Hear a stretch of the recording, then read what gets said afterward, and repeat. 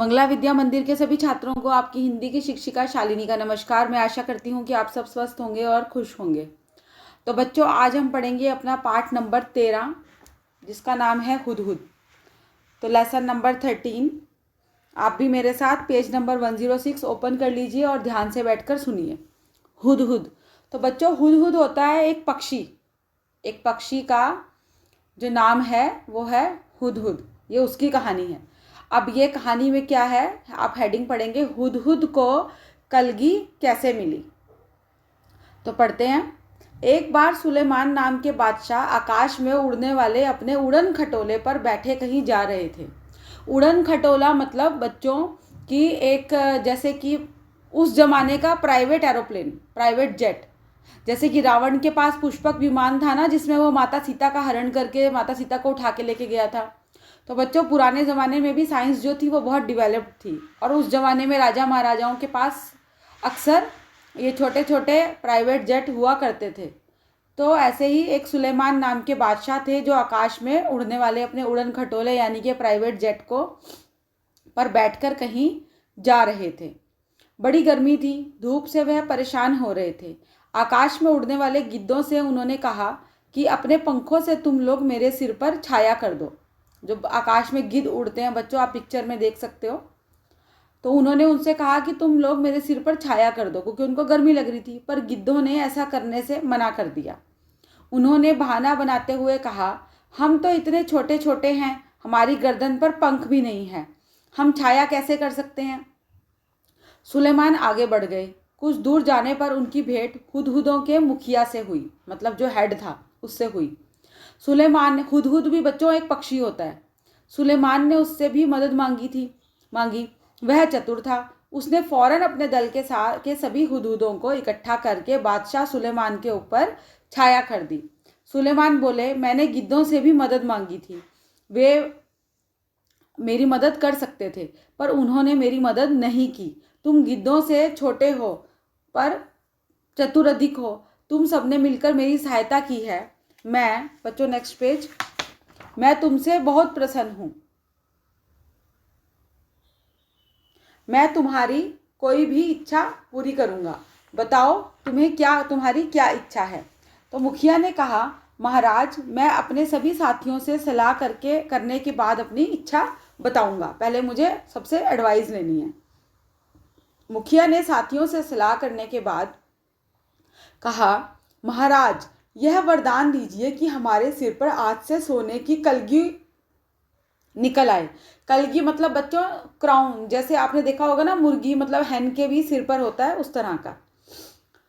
तो बादशाह हंसे और बोले, मुखिया, इसका फल क्या होगा, मतलब इसका जो रिजल्ट होगा वो क्या होगा, यह तुमने सोच लिया है। तो मुखिया बोला, हाँ महाराज, मैंने खूब परामर्श करके यह वर मांगा। परामर्श करके मतलब एडवाइस लेके, सलाह करके यह आपसे वर मांगा है, विश मांगी है। सुलेमान ने प्रार्थना स्वीकार कर ली। सभी हुदहुदों के सिर पर सोने की कलगी निकल आई। लोगों ने सोने की कलगी को देखा तो वे हुदहुदों के पीछे पड़ गए। तीर से उन्हें मार मार कर सोना इकट्ठा करने लगे, क्योंकि वो सोने को ले जाकर क्या करते थे, बाजार में जाके सुनार के पास बेच देते थे। हुदहुदों का वंश समाप्त होने पर आ गया, क्योंकि हुदहुद भी मरने लगे। तब मुखिया घबराकर बादशाह सुलेमान के पास पहुंचा और बोला, इस सोने की कलगी के कारण तो हमारा वंश ही समाप्त हो जाएगा। सुलेमान ने कहा, मैंने तो शुरू में ही तुम्हें चेतावनी दी थी, मतलब वार्न किया था। खैर जाओ, आज से तुम्हारे सर का ताज सोने का नहीं, सुंदर परों का होगा। परों का मतलब पंखों का होगा, ठीक है, परों का हुआ करेगा। और तभी से हुदहुदों के सर पर परों का यह ताज मतलब कलगी शोभा पा रहा है। नेक्स्ट पेज बच्चों। हुदहुद एक बहुत ही सुंदर पक्षी है। देखो बच्चों, आप पिक्चर में देख सकते हो कि एक बहुत ही सुंदर पक्षी है। उसके शरीर का सबसे सुंदर भाग इसके सर की कलगी होती है। आप देख सकते हो ना, उसके सर पे जो क्राउन है बना हुआ, कलगी। वैसे तो यह इसे समेटे रहता है, पर जैसे ही किसी तरह की आवाज़ आती है तो यह चौकन्ना मीन्स अलर्ट होकर परों को फैला लेता है। तब यह कलगी देखने में हूबहू किसी सुंदर पंखी मतलब बच्चों जो फैन पंखा हम करते हैं ना, हाथ से करने वाला पंखा, सुंदर पंखी जैसे लगती है। इसी कलगी के बारे में तुमने अभी एक सुंदर कहानी भी पढ़ी है। अभी हमने जो पीछे कहानी पढ़ी है वह इसी कलगी के बारे में ही थी। हुदहुद का सारा शरीर रंग बिरंगा और चटकीला होता है, मतलब कलरफुल होता है पूरा, ब्राइट। पंख काले काले होते हैं जिन पर मोटी सफ़ेद धारियां बनी होती है। गर्दन का अगला हिस्सा बादामी रंग का होता है, बादाम जैसे, मतलब एलमंड जैसे कलर का होता है। चोटी भी बादामी रंग की होती है, मगर उसके सिरे काले और सफ़ेद रंग के होते हैं। बच्चों आप पिक्चर में देख सकते हो। दुम का भीतरी हिस्सा सफ़ेद, दुम मतलब टेल, दुम का भीतरी हिस्सा सफ़ेद और बाहरी हिस्सा काले रंग का होता है। चोंच पतली, लंबी तथा तीखी, मतलब पॉइंटेड होती है। इस चोंच से यह आसानी से ज़मीन के भीतर छिपे हुए कीड़े मकोड़ों को, मतलब इंसेक्ट्स को ढूंढ निकालता है। इसकी चोंच नाखून काटने वाली नहरनी से बहुत मिलती है, मतलब नेल कटर से, और शायद इसलिए कहीं इसे हजामिन चिड़िया के नाम से भी पुकारते हैं। बच्चों हजामिन नाम एक उर्दू का नाम है, हजामिन चिड़िया के नाम से भी इसे पुकारा जाता है।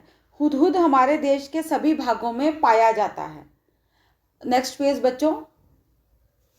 तुमने इसे अपने घर के आसपास अपनी तीखी चोंच से ज़मीन खोदते हुए अवश्य देखा होगा, ठीक है। आपने देखा होगा ज़मीन खोदते हुए, और समटाइम्स ये पेड़ पर बैठकर भी, पेड़ को भी ये कट कर रहा होता है अपनी लंबी सी बीक से। बोलते समय यह तीन बार हुप हुप हुप सा कुछ कहता है। तो बच्चों आपने देखा होगा अक्सर हमें, जब कभी हम आराम कर रहे होते हैं, दिन का साइलेंट टाइम होता है या पढ़ रहे होते हैं, तो हमें कुछ ऐसी आवाज़ सुनने को मिलती है ना आसपास के वृक्षों पेड़ों पे से हुप हुप हुप करके, तो ऐसी आवाज़ ये निकालता है। इसलिए इसे अंग्रेजी में हुप हू कहा जाता है। इसे अंग्रेजी में क्या कहते हैं? हुप ऊ।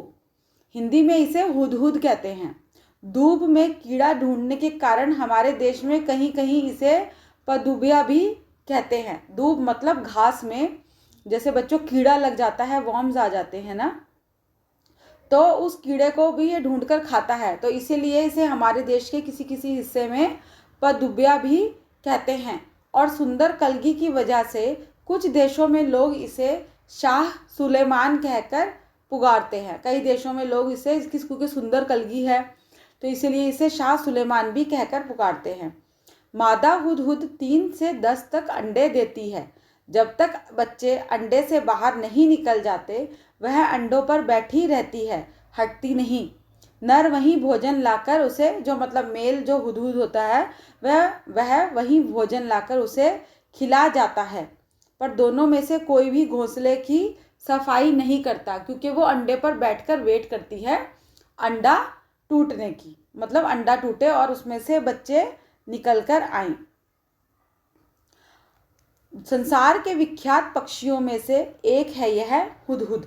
जो संसार के जो बहुत ही बच्चों फेमस जो पक्षी हैं उनमें से एक है यह हुदहुद। यह अपनी सुंदरता के लिए तो मशहूर है, पर इसे पालतू नहीं बनाया जा सकता। यह अपनी सुंदरता के लिए मशहूर है, पर इसे हम पालतू नहीं बना सकते, मतलब एज ए पेट हम इसे अपने घर पर नहीं रख सकते। और ना ही इसकी बोली में मिठास है। इसकी जो बोली भी है वो भी जैसे कोयल की तरह या चिड़िया की तरह बहुत मिठास भरी नहीं होती है। तो बच्चों ये थी हुदहुद की कहानी, और हुदहुद के बारे में हमने आज जाना, हुदहुद पक्षी के बारे में। तो बच्चों इसका जो अभ्यास कार्य है वो आपको साथ ही व्हाट्सएप पे मिल जाएगा, ठीक है। आप इस पाठ को बार बार 4-5 बार रिपीटेडली ध्यान से सुनना, समझना, और उसके बाद इसका अभ्यास कार्य भी सुन समझ के ही करना। तो नेक्स्ट वीडियो तक के लिए स्टे सेफ, अपना ध्यान रखें। Thank you.